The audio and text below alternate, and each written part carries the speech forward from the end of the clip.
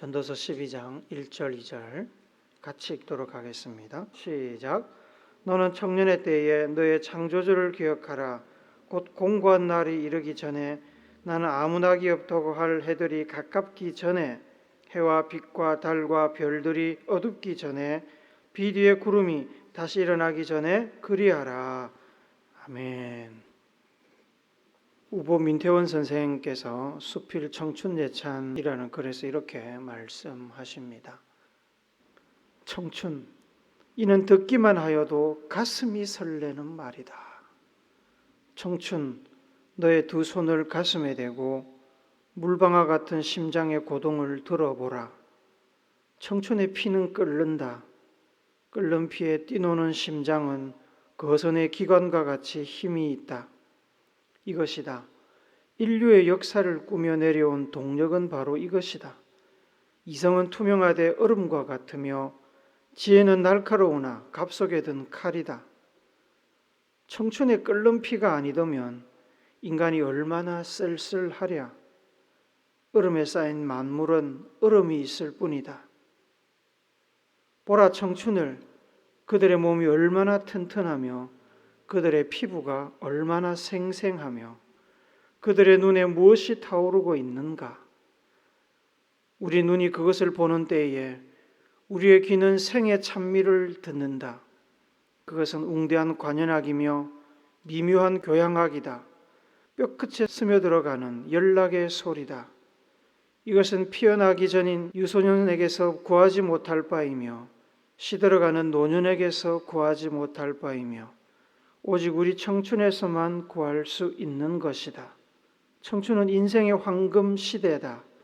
우리는 이 황금 시대의 가치를 충분히 발휘하기 위하여, 이 황금 시대를 영원히 붙잡아 두기 위하여 힘차게 노래하며 힘차게 약동하다. 인생이 어떤 시기이든 귀하지 않고 아름답지 않은 순간은 없습니다. 하지만 청년의 때, 이 청년의 시기는 귀한 중에 귀하고 아름다운 중에 가장 아름답습니다. 인생을 등산이라고 생각하면 열심히 땀 흘리며 올라가는 시기도 있고 조심스럽게 내려오는 시기도 있습니다. 청춘의 때는 산꼭대기입니다. 그러나 청년의 때는 영원하지 않지요. 지지 않는 해가 어디 있겠으며 겨울이 오지 않는 가을이 어디에 있겠습니까? 가장 화려하고 멋지고 아름다운 인생의 꼭지점을 찍는 청년의 때도 저녁이 오고 겨울이 오고 하산해야 될 때가 옵니다. 청년의 때는 인생에 있어서 지나가는 정류장 같아서 오히려 더 귀합니다. 영원하다면 귀한 것을 모르고 살 것입니다. 잠시 머물다 지나가는 정류장이기 때문에 그 가치가 더욱 빛이 납니다. 마음은 그렇게 생각되지 않지만 저는 청년의 때를 오래전에 보냈습니다. 저를 포함해서 많은 사람들이 어떻게 보냈는지 정신을 차리기도 전에 청년의 때는 이미 우리의 등 뒤에 있는 것을 보게 됩니다. 귀하고 화려하고 좋은 시절이지만 금세 지나가기에 아쉽고 후회도 많이 남는 것이 사실입니다.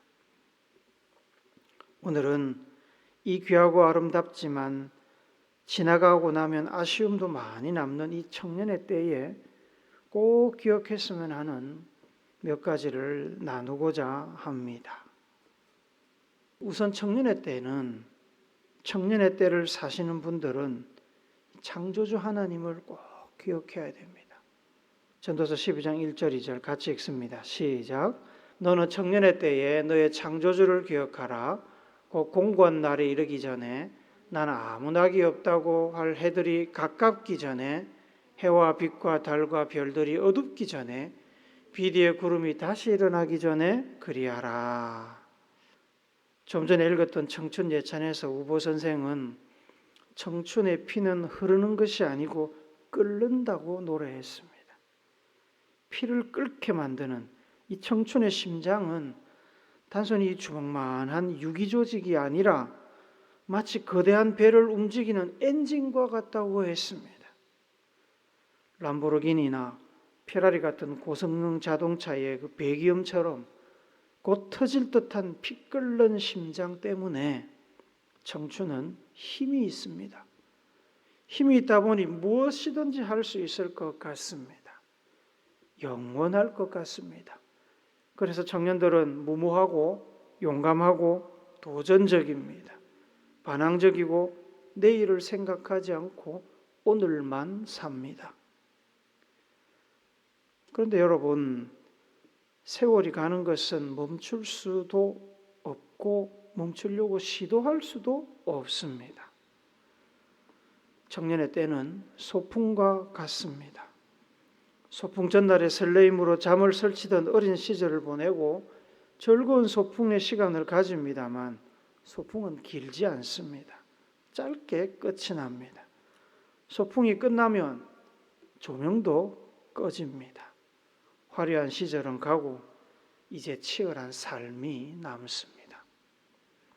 이 무모해 보이고 힘이 넘치는 청년의 때를 지혜롭게 보내며 미래를 준비할 수 있다면 이후의 삶을 보다 가치 있게 아름답게 멋지게 살 수 있을 것입니다.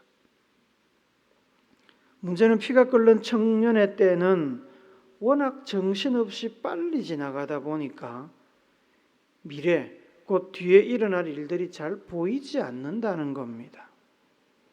미래를 볼 새가 없습니다. 눈앞 현실을 바라보기에도 너무나 바쁩니다.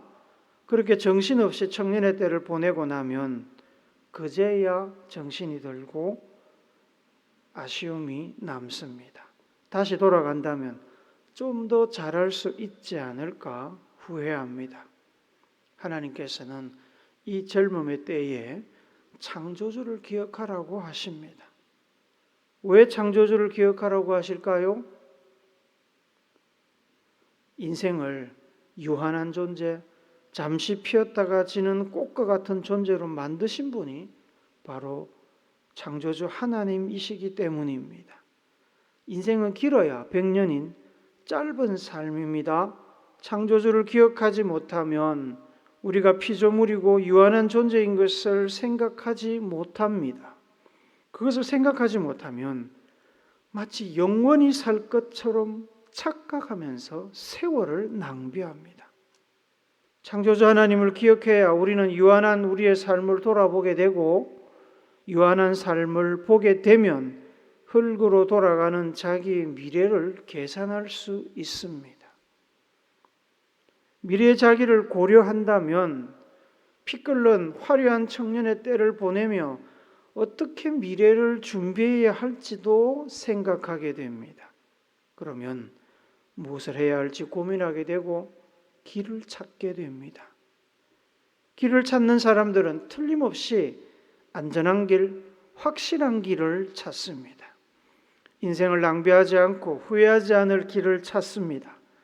인생의 종점에 가서 잘 살았다고 인정받을 수 있는 길을 찾습니다. 하지만 안타깝게도 사람이 만든 길은 안전하지도 않고 확실하지도 않습니다. 그래서 사람들이 인생의 후반부에 가면 길을 잃고 탄식합니다. 해도 달도 별도 빛을 잃어갑니다. 인생에 차가운 북풍이 불고 겨울이 오는 것입니다. 창조주 하나님께서는 청년의 때를 살면서 미래로 가는 길을 찾는 이들에게 안내서와 함께 길을 제시해 주셨습니다. 창조주 하나님이 인생을 만드신 창조 목적을 이루며 살 수 있고 인생의 마무리 지점에서 삶의 가치를 인정받고 후회하지 않는 방법과 길을 이미 오래전에 주셨습니다. 요한복음 14장 6절 말씀 같이 읽읍시다. 시작. 예수께서 이르시되 내가 곧 길이요 진리요 생명이니 나로 말미암지 않고는 아버지께로 올 자가 없느니라. 예수라는 길입니다. 창조주 하나님께로 가는 길, 창조주 하나님이 계획하신 것을 이루고 창조 목적, 존재의 목적을 달성하는 길, 마지막에 한 줌 흙으로 끝날 인생을 영원한 하나님 나라로 인도하는 길입니다. 예수님은 33세 청년의 때에 인생의 목적을 다 이루시고 청년의 때를 사는 이들에게 어떻게 살아야 제대로 잘 사는지 모범을 보여주셨습니다. 예수님께서는 피 끓는 청춘, 힘이 남아도는 청춘의 시간을 어디에 쏟아 부어야 가장 잘 사용했다고 칭찬 들을 수 있는지, 어디에 쏟아 부어야 가장 효과적으로 인생의 목적을 이룰 수 있는지, 어디에 쏟아 부어야 미래를 가장 잘 준비할 수 있는지 가르쳐 주셨고 보여주셨습니다. 그리고 자기를 따라오라고 하셨습니다. 창조주를 기억해야 볼 수 있고 알 수 있고 갈 수 있는 길입니다. 둘째로 청년의 때를 사는 분들은 풍랑 속에 예수님을 기억해야 됩니다. 마태복음 8장 25절 26절 같이 읽습니다. 시작. 그 제자들이 나와 깨우며 이르되 주여 구원하소서 우리가 죽겠나이다. 예수께서 이르시되 어찌하여 무서워하느냐 믿음이 작은 자들아 하시고 곧 일어나사 바람과 바다를 꾸짖으시니 아주 잔잔하게 되거늘. 고등학교를 졸업하는 19살 이전까지의 사람들을 우리는 미성년자라고 부릅니다. 몸은 비록 건장한 어른 몸이라 해도 법적으로 사회적으로 한 사람의 사회인으로 인정받지 못하는 존재입니다. 사람마다 환경이나 경험의 차이가 있습니다만 대부분 그 나이대의 사람들, 미성년자들은 주체적으로 자신의 삶을 위해 어떤 결정을 내릴 기회가 많지 않습니다. 그래서 크게 성공하는 경험도 많이 없지만 크게 실패하는 경험도 많이 없습니다. 성공해도 사회적으로 볼 때 그리 큰 성공이 아니고 실패를 해도 그리 심각한 실패가 아닙니다. 사업을 하다가 잘 풀리지 않아서 자기가 가진 모든 것을 잃고 임금체불로 집과 재산이 압류되고 감옥에도 가고 스트레스로 인해 질병에 걸리고 가족들의 재산마저 손해를 입히는 혼자서 감당하기 어려운 그런 실패를 미성년자들은 경험하기가 어렵습니다. 기회가 없습니다. 그래서 청년의 때를 사는 사람들은 실패가 주는 쓴맛을 잘 모릅니다. 인생이 항상 잘 풀리면 얼마나 좋겠습니까? 공부한 대로 성적이 착착 나오고 계획한 대로 진학하고 졸업해서 취직하고 자기가 투자하는 주식들은 자기가 손을 대는 주식들은 모두 상한가를 찍으며 돈방석에 앉으면 얼마나 좋겠습니까? 그러나 삶은 항상 그렇게 꽃길만 걸을 수 있는 것은 아닙니다. 미성년자일 때는 돈도 권한도 자격도 없어서 해보지 못한 많은 일들을 청년이 되면 할 수 있습니다. 젊은 혈기로 두려움 없이 사업에 뛰어들거나 현재 재산과 미래 재산까지 다 끌어당겨서 투자를 합니다. 그러다가 큰 실패를 경험합니다. 미성년자일 때는 경험할 수 없던 큰 실패, 큰 충격이 있는 실패를 경험하게 됩니다. 그로 인해 가족관계가 깨지고 친구도 멀어지고 건강도 해치고 정신줄을 놓게 됩니다. 미래 계획들이 산산이 부서지고 살던 집을 나와 다시 부모에게 신세를 지게 되거나 여간방을 전전하게 되거나 감옥에 갈 수도 있는 그런 큰 실패들을 경험을 하게 됩니다. 경험이 있다고 해도 그런 큰 실패들 앞에 있으면 실패 앞에 놓이면 마음을 추스리기가 어렵습니다. 이성적으로 판단하기가 어렵습니다. 이전에 그러한 큰 실패를 경험해 본 적이 없다면 그 충격은 상상을 뛰어넘습니다. 정신줄을 놓게 됩니다. 무엇을 어떻게 해야 될지를 몰라서 주변의 지인들에게 도움을 요청하기도 하지만 좋을 때야 친구이지 상황이 나빠지고 궁지에 몰리면 친구도 멀어지고 경계합니다. 마태복음 8장에 보시면 갈릴리 호수 북동부 가버나움에서 사역을 마치신 예수님께서 제자들과 함께 갈릴리 호수 맞은편 가다라 지방으로 배를 타고 건너가신 이야기가 나옵니다. 평안하게 잘 가고 있었습니다. 예수님은 배 한쪽 구석에서 웅크리고 잠들어 있었습니다. 그때 갑자기 풍랑이 일어나더니 배를 뒤집으려고 했습니다. 죽음의 공포가 제자들을 덮쳤습니다. 제자들이 다급하게 잠자던 예수를 깨웠습니다. 주여 구원하소서, 우리가 죽게 되었나이다. 제자들의 다급한 부름에 잠을 깨신 예수님께서는 말씀만으로 풍랑을 잠재우셨습니다. 제자들은 예수님 덕분에 생명을 건졌습니다. 풍랑 속에서 죽음을 직면했던 제자들이 살 수 있었던 것은 그들이 구원자이신 예수님을 불렀기 때문입니다. 그들이 예수님을 부르지 않고 그냥 파도와 싸우려고 몸부림쳤다면 그들은 아마 침몰했을 수도 있습니다. 다행히 예수님께 도움을 요청했기에 예수님께서 그들을 살리신 겁니다. 인생이라는 배가 늘 잔잔한 바다만을 항해하지는 않습니다. 실패의 풍랑이 일어나 돛대가 꺾이고 침몰 직전까지 가는, 침몰할 때도 있습니다. 그때 청년들이 살 길은 예수를 부르는 길입니다. 구원자이신 예수님을 부르면 살 수 있습니다. 친구도 가족도 좋은 도움의 손길이지만 궁극적인 해결자는 예수님이십니다. 실패의 풍랑 속에서 예수님을 기억하고 부르면 살 수 있습니다. 사도행전 2장 21절, 누구든지 주의 이름을 부르는 자는 구원을 받으리라 하였느니라.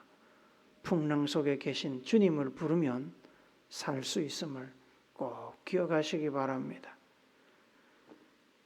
셋째로, 청년의 때를 사는 분들은 한 번뿐인 인생 가운데 정말 중요한 것이 무엇인지를 기억을 해야 됩니다. 누가복음 18장 22절을 같이 읽습니다. 시작. 예수께서 이 말을 들으시고 이르시되 내게 아직도 한 가지 부족한 것이 있으니 내게 있는 것을 다 팔아 가난한 자들에게 나누어 주라. 그리하면 하늘에서 내게 보화가 있으리라. 그리고 와서 나를 따르라 하시니. 살다 보면 필요한 것이 많습니다. 인생의 시기마다 그때그때 필요한 것들이 다르지요. 멋진 게임기가 필요한 시절이 있는가 하면 이제 최신 스마트폰이 필요한 시절이 있습니다. 친구가 절실히 필요한 시기가 있는가 하면 연인이 필요한 시기도 있습니다. 재물은 대부분의 시기에 매우 유용하지만 어떤 때는 재물로도 해결되지 않는 문제들을 직면하게 됩니다. 건강의 문제나 자연재해와 같은 문제가 생기면 그때는 재물로도 해결할 수 없습니다.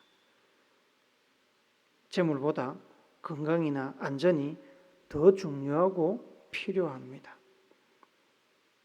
청년의 때에는 잘 고려하지 않지만 죽음을 앞둔 시점에는 그 어느 것도 중요하지 않습니다.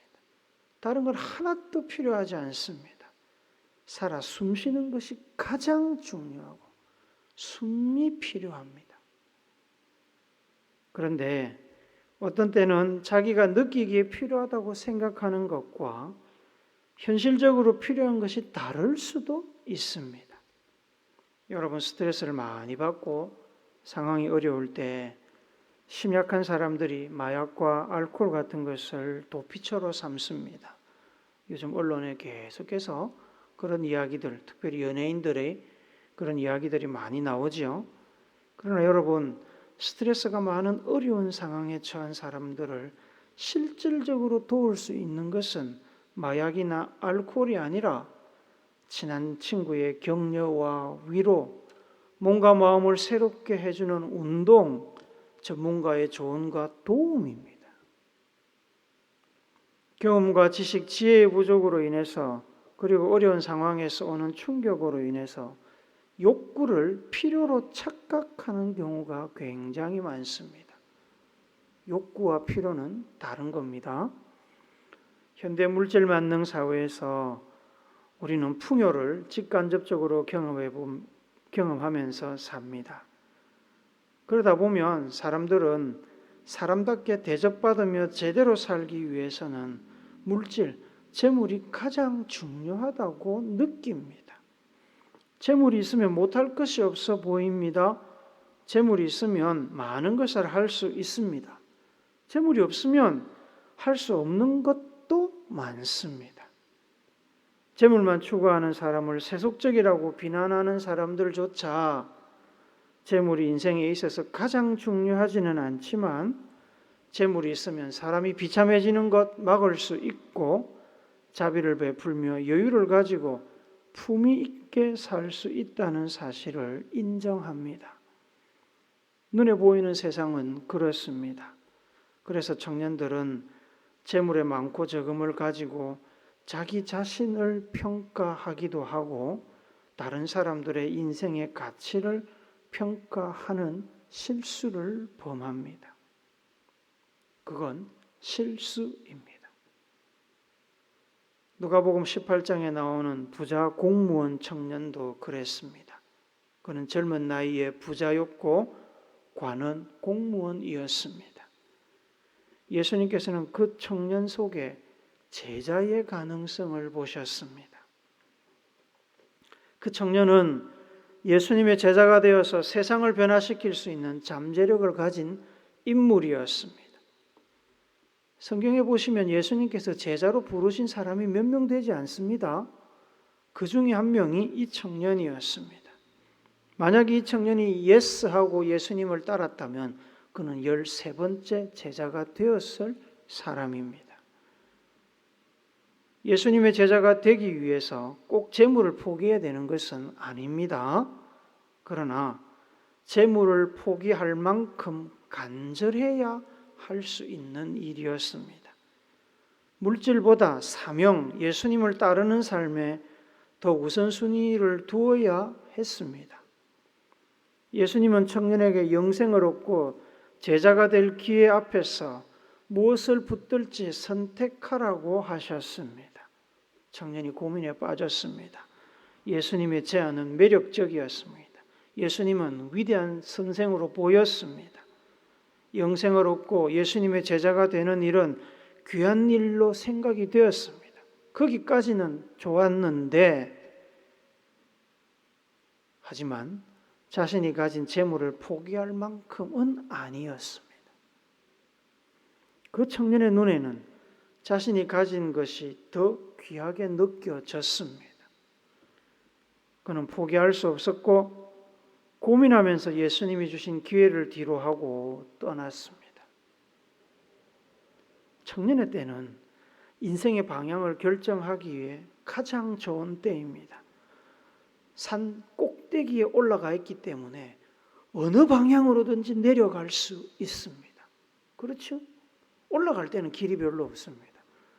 그러나 내려가려고 하면 어느 방향으로든지 갈 수 있습니다. 미디어나 세상 유행에 마음을 빼앗기지 않고 눈에 보이는 물질보다 더 귀한 것들이 얼마든지 있습니다. 물질이 소중하지만 창조주 하나님의 뜻을 이루고 인생 전체를 가치 있게 만들고 이 땅에서의 짧은 인생을 끝낸 뒤에 천국에까지 우리를 인도하는 만큼 물질이 소중하지는 않습니다. 선택은 개인의 몫입니다. 누가복음 16장에 보시면 거지 나사로에 관한 예화가 나옵니다. 부자는 죽어서 지옥에 갔고 그 부잣집 앞에서 구걸하던 나사로는 천국에 갔습니다. 어떻게 해서 가게 되는지 설명은 나오지 않습니다. 어쨌든 부자는 지옥으로 갔고 거지 나사로는 천국으로 갔습니다. 지옥에서 고통받는 부자를 향해서 천국에서 아브라함이 이렇게 말을 합니다. 누가복음 16장 25절입니다. 같이 읽어봅시다. 시작. 아브라함이 이르되 너는 살았을 때에 좋은 것을 받았고 나사로는 고난을 받았으니 이것을 기억하라. 이제 그는 여기서 위로를 받고 너는 괴로움을 받느니라. 단지 가난했기 때문에 나사로가 천국 갔다는 얘기가 아닙니다. 여기는 이야기가 함축되어 있기 때문에 어쨌든 간에 중요한 것은 선택입니다. 선택. 너는 살았을 때 좋은 것을 받았고 나사로는 고난을 받았다. 그 선택에 따라서 인생의 방향이 완전히 달라지는 것입니다. 청년의 때 지금 어떤 선택을 하느냐에 따라 인생이 완전히 달라집니다. 사랑하는 우물교회 성도 여러분, 청년 여러분, 아름다운 시절, 화려한 시절, 모든 가능성의 문이 열려 있고 무엇이든지 될 수 있고 할 수 있는 시절을 보내고 계신 여러분, 꼭 기억하십시오. 여러분의 짧은 청춘이 인생의 아름다운 성장 동력, 엔진이 될 수 있도록 여러분을 창조하신 창조주 하나님을 기억하시기 바랍니다. 고난 중에 도우실 구원자 예수님을 반드시 기억하시기 바랍니다. 가치 있는 인생을 위해서 내가 선택해야 될 귀한 것이 무엇인지 제대로 알고 잘 선택해야 됩니다. 그리하여서 여러분의 인생이 하나님의 창조 목적을 이루고 천국으로 이어지는 귀하고 복된 인생 되기를 예수님의 이름으로 축복합니다. 아멘.